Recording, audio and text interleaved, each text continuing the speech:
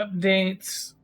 As soon as progress to the main scenario, use the L1 to R1 to cycle through milestones of Clive's adventures. Cool.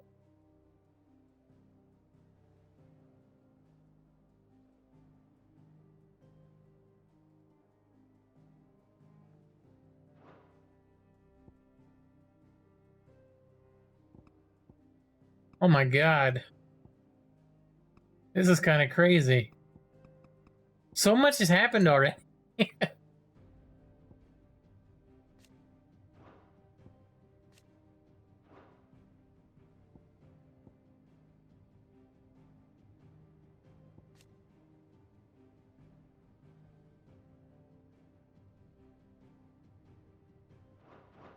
The state of Okay. the realm is ever changing, Cool. Clive. I don't know if we'll mess with that a lot on stream, just because it's really gonna kind of slow us down if we look. I think it's cool to look at, but I'll probably just kind of look at it on my own time.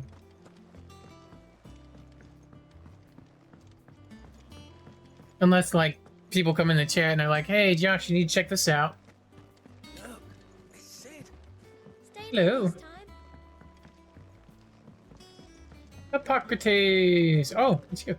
As hither yon dance autumn winds atop the Rotten pear.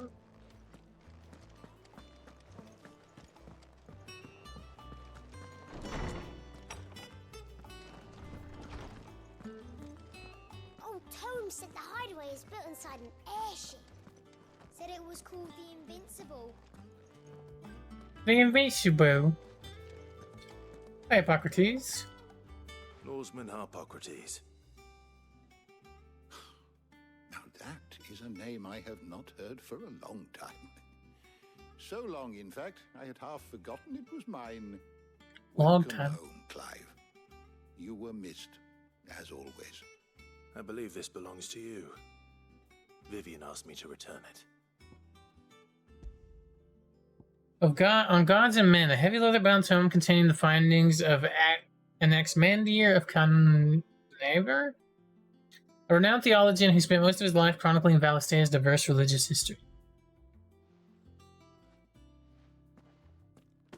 Ready? Our resident scholar devours books faster than young Tet does lemon tarts. Would that I could do the same, but alas, I no longer possess the necessary constitution for such indulgence, either in words or tarts. That said, I have continued my search for mention of the creature you encountered at Drake's Head. But without access to the great libraries of Oriflamme or the Dominion, I regret that I have been able to find little and less. I am sorry. Please, don't apologize. I'll send word to our associates. See if they can't furnish you with more books. I fear it is not more books that I require, but the right ones. Mayhap we look in the wrong places. There are still libraries to the north. I'll see what I can do. You are too kind. There are not many in this world who would indulge the whims of a tired old historian.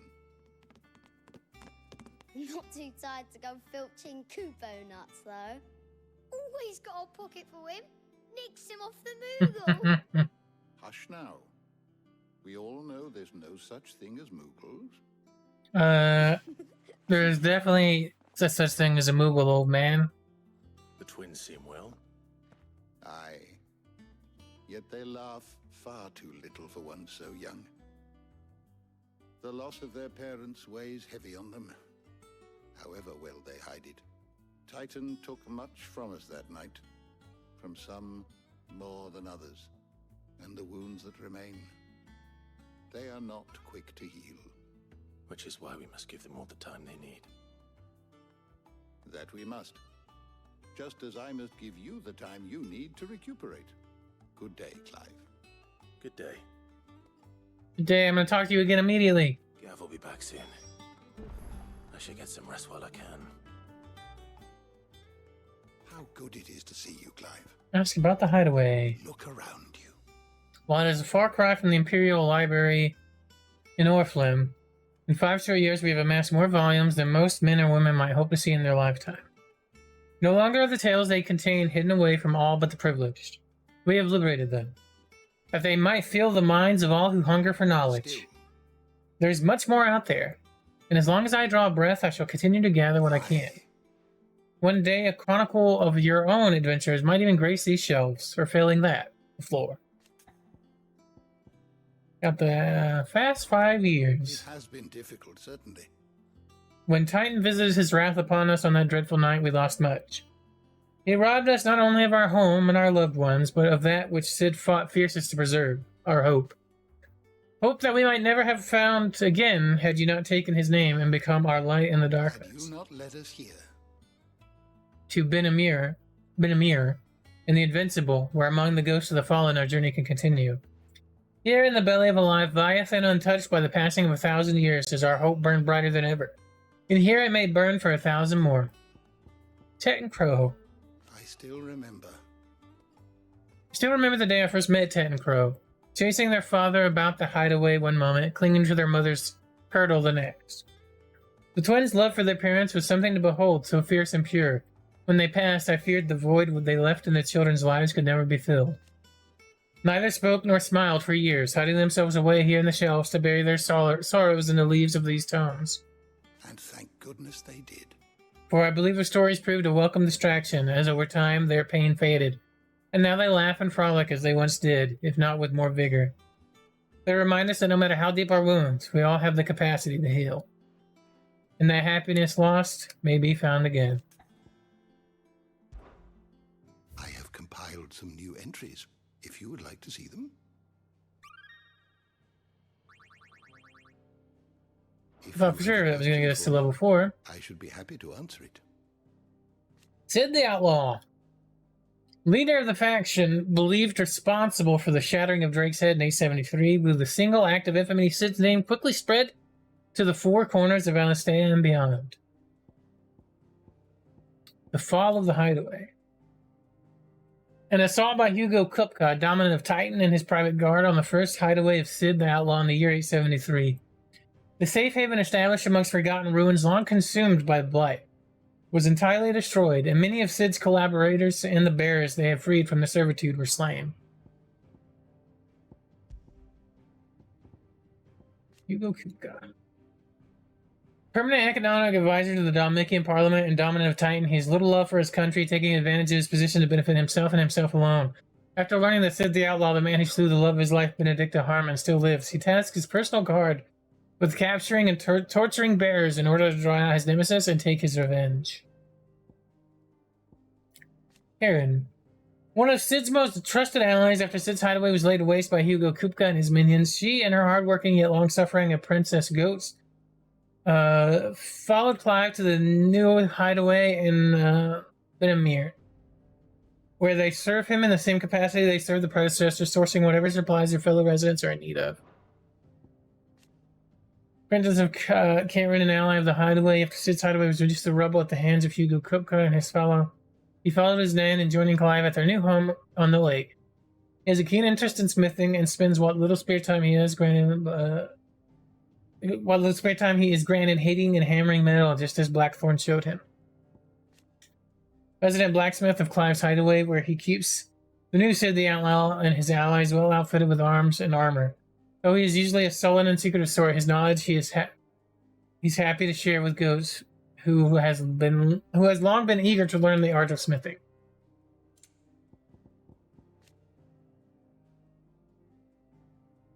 The hideaway's resident historian, after Sid's death and the destruction of his home, he joined Sid at the new hideaway, establishing a grand library within the walls of the fallen ruin, from whence he continues to share his knowledge with any who will listen. He has taken the orphan twins Ted and Crow as his apprentices, though they have yet to prove the most attentive audience. Otto's loyal lackey, tasked not only with keeping the ledgers, but with reading and sorting the myriad of reports that enter the hideaway, arranging assistance for those in need. Born of Baragon, was kept as a slave to an Oriflame tavern, whose keeper would beat him bloody. After be thrown out onto the city streets as punishment for a minor mistake, it was his fortune to be found by Otto, who took him back to the hideaway. Kenneth, chief cook of Sid's hideaway, who lost his life on the night of Hugo Kupka's attack. He was well loved both by his ever genial nature and the some fare he concocted from the limited ingredients available in their Deadlands home. Indeed, many of Kenneth's dishes remains on the menu in Clive's new hideaway. Oh, we lost. Kenneth got killed. That sucks. He was actually really nice. Tet Pro. Tet, one of a pair of young twins who assisted Hippocrates in the hideaway library, or at least are tasked to. In practice, he spends most of his time reading books and teasing tomes with his sister Crow. Though their parents were both bearers, Tet was spared the burden. Alas, he was not spared the tragedy of losing both his mother and father when Sid's hideaway was laid low. Crow. One of the pair of young twins who assist Hippocrates in the hidden library, or at least tasked to. In practice, she spends most of her time reading books and teasing tomes with her brother Tet. Born a bearer like her parents, but spared the prejudice and persecution that they were forced to suffer. Alas, she was not spared the tragedy of losing both her mother and father one time. Yeah, okay. The Mysterious Watcher. Scion of a lesser noble family of Dalmatia, tasked by Hugo Kupka to trace the whereabouts of Sid, the outlaw, the man he believes slew Benedicta Harmon. His investigation led him to East Hole, where he overhears Clive and Gav's conversation and follows them back to Sid's hideaway. Okay.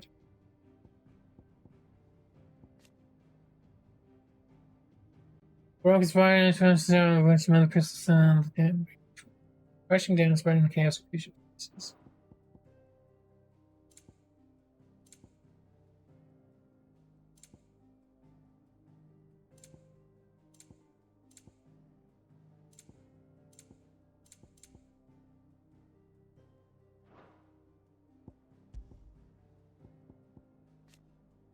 One of the most valuable materials known to mankind, thanks to its ability to channel ambient ether from the air, allowing those without innate power to do so to cast magics. As most Valsians cannot live without magic, its supply and distribution is heavily regulated by governments across twins, though the penalties for illicit trade in crystals are severe. And with demand far outstripping supply, many still dabble in the black market.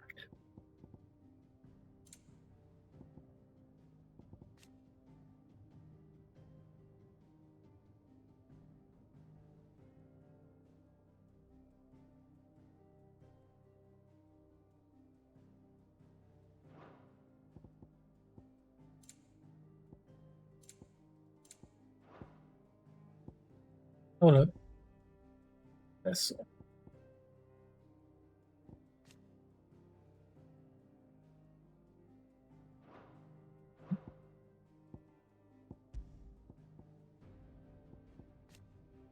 Wouldn't of Thunder, whose power most lately awakened with Sidolphus, dominance of Ica must often emerge as the Thunder tribe was. May have a part of the rise of Typhon. Seemingly drawn to the destruction of the heart of Drake's head, Ultima emerged from a tear in reality wearing the skin of Typhon. It withered and wizened Colossus and drew Clive into a space between worlds wherein the ethereal entity might test his worth as a vessel.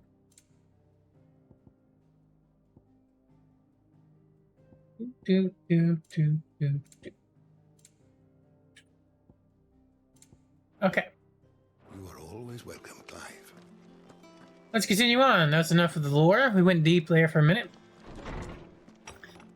Kind of have to get caught up after like 5 years, right? Not back a blink, and you're all Hey, Sasha. solving everyone's problems. It looks good, Clive. Goes well with the scowl. I'd had that brand for so long. I'd forgotten what life was like without it. What it was like to be myself. And it's all thanks to you, Talia. The scalpel did most of the work. Oh, yeah. Ah, before I forget, a rider was here with a letter from Gav. Otto left it on. Is that how they remove the fucking the mark? They just cut it out with a scalpel? Fuck. Tara. Resident Physicure of Sid's hideaway, trusted ally of the cause, branded as a bear from birth and forced to serve as a battlefield healer. Surgical trying into use, removing her own brand, a procedure that she has since perfected and offers to any other escaped slave. Desk. Not a Stolas. All right, I'll have a look. And then you get some rest.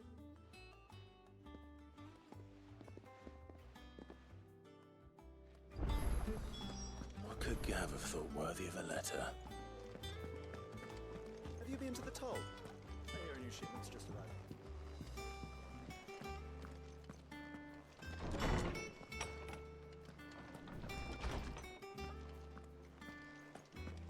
Otto was here earlier with a letter from Gav. He left it on your desk.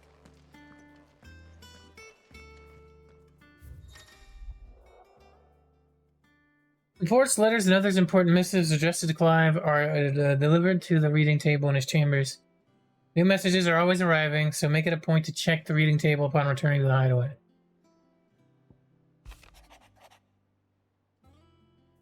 The Republican Army marches on the Empire at Twinside, and the men of the Rock have been summoned to the front. Something big is brewing, I reckon. I'll see you're done to wear upon my return. What does Gav have to say? The Republican army is on the march, leaving Randalar in Hugo Kupka's charge. With him and his men occupied with the defense of the capital, they're less likely to trouble us. Good news, then. It's more than that. This is our chance. The one we've been waiting for.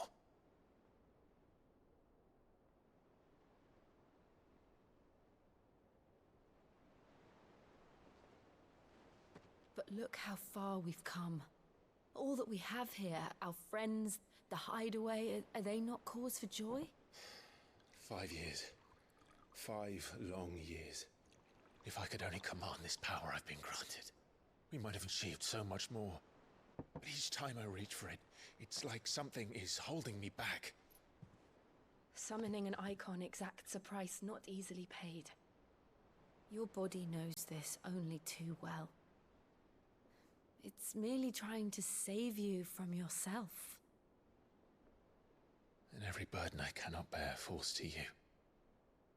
This mission of ours has made me question everything I thought I knew. But one thing has become abundantly clear. The crystals take more than they give. In exchange for momentary comfort, we must endure a lifetime of pain, war after war, loss upon loss. And now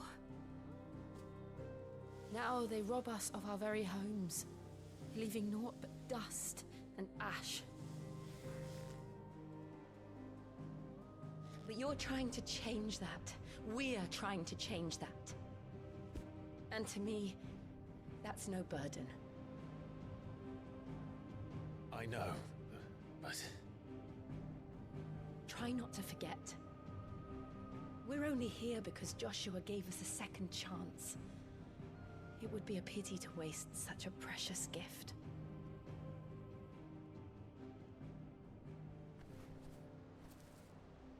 He did. He was there. It wasn't an illusion. I heard him call out to Ultima.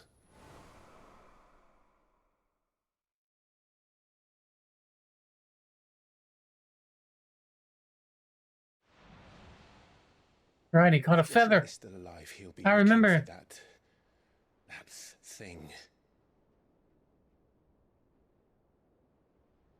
Do you think he will ever come back? I know he will. And we must be ready when he does.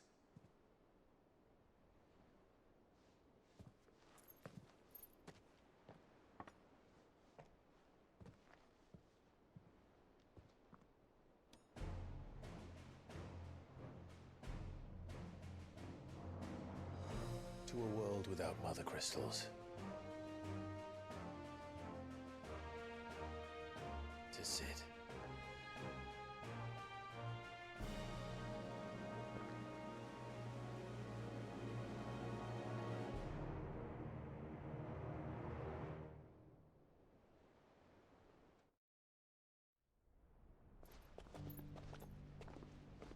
Meanwhile,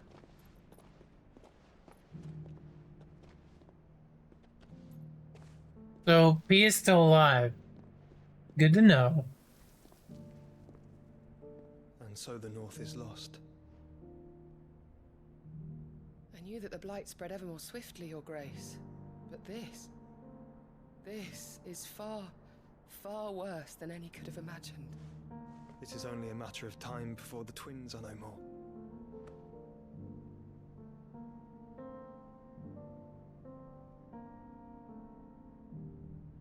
The world marches ever closer to its end, and here we chase shadows, Tell me, brother. Are our efforts in vain?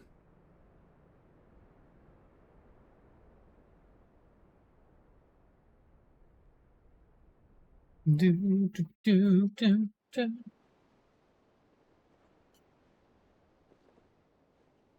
Master Clive, a moment, if you... my apologies, I didn't mean to... intrude. Not at all. We were just discussing strategy. Speak freely, Otto. It's Martha, from the inn. She's gone missing. Anyway, I'll be in the mess when you've finished. Hi, Shadow. How you doing?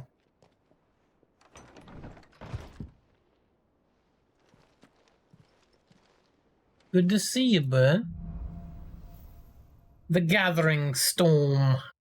What would make Martha leave the rest?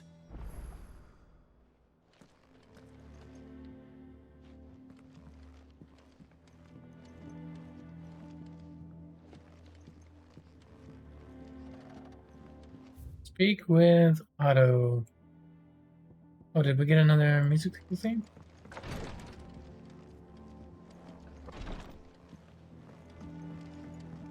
Oh, I went out the wrong door.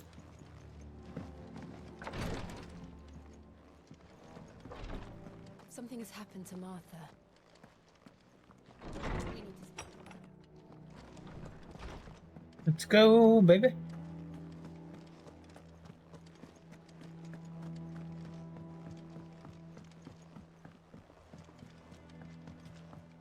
Do, do, do, do, do. Going up here to talk to Otto. What's the deal, Otto? What do we know, Otto? Some lads from the Imperial garrison in Rosaria started a fight over at Martha's Rest. Blood was spilled, bones were broken. The usual. But somewhere in the middle of it all, Martha vanished without a word to anyone. And that ain't like her, Clive. Something's not right. You think this was planned? Of course it bloody was. Ever since Eastpool, the Empire's been tightening its grip round the Duchy's balls. They've strung up everyone who's ever set eyes on a runaway, claiming they're traitors to the Holy Throne, conspiring to restore the House of Rosfield to power. And now it sounds like the bastards have turned their attentions to the pallbearers meek enough to stay put. Naturally, old Martha could see the way the wind was blowing, complained that it was getting harder and harder to take bearers in. And now she's missing. If she's fallen into the hands of the Empire, we could be next. Couple of curse breakers are already on their way to the inn. They should speed up the search. But if this is as bad as I think it is, you might end up having to save their asses and all. Don't worry, Otto. I'll make sure everyone gets home safe.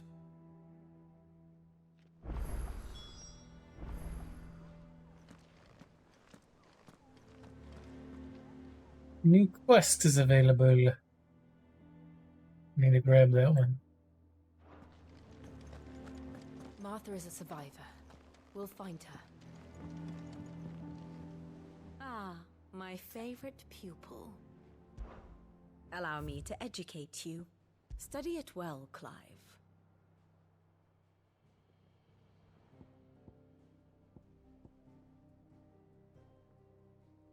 What's the new thing?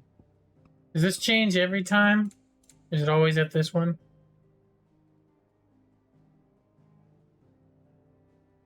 Okay. Thus ends today's lesson.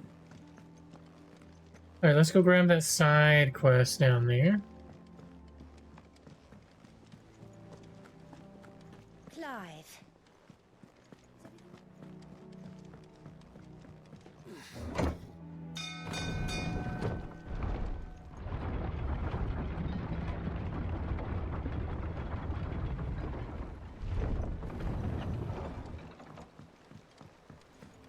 Finish with that lot. Welcome back, Sid.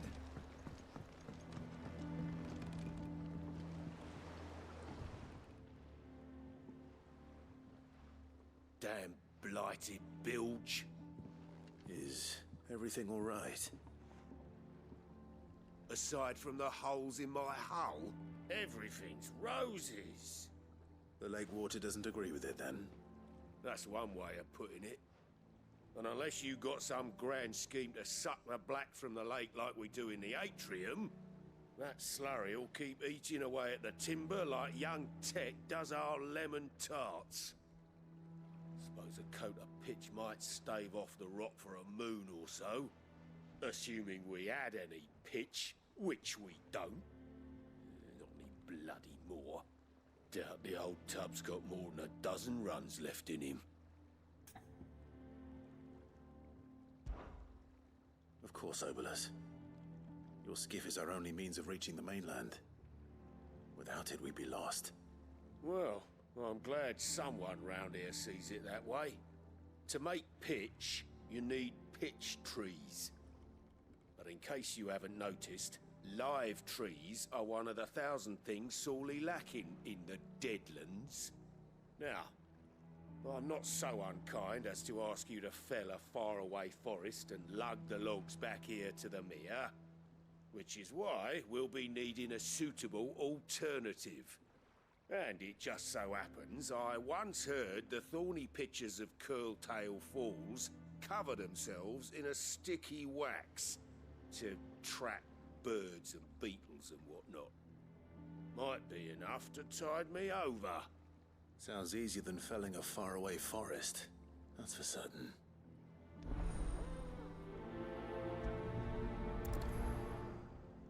Okay.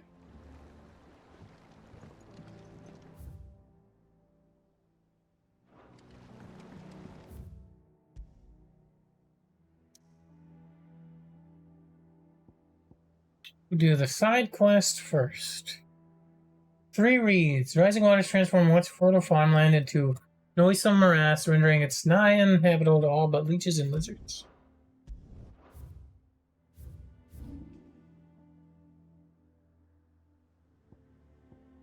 Oh, we've been here before, right?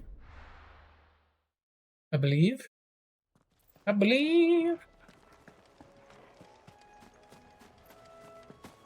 Oh. Wow, I didn't know you could jump off that high.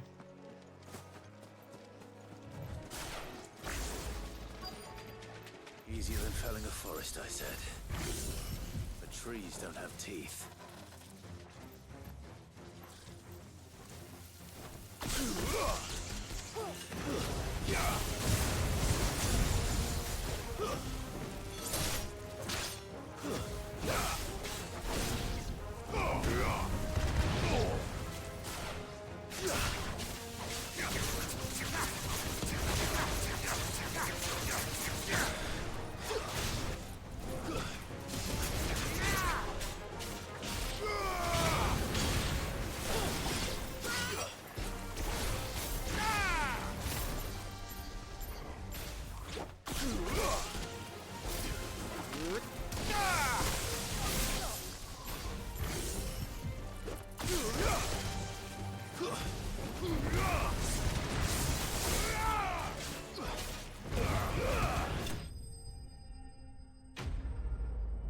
Enemies slain.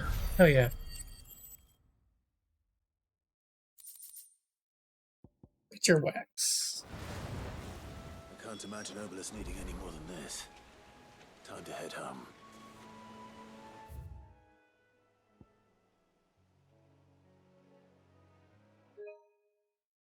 I hit that one every time.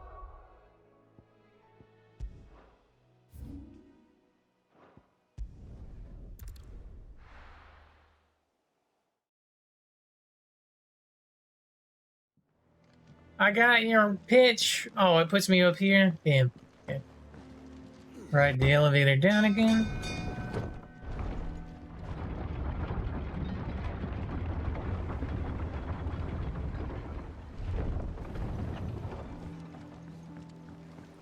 Finish with that log so we can call it a morning.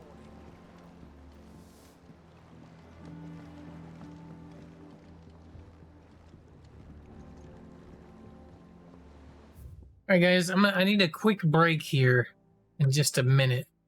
Yeah, we'll be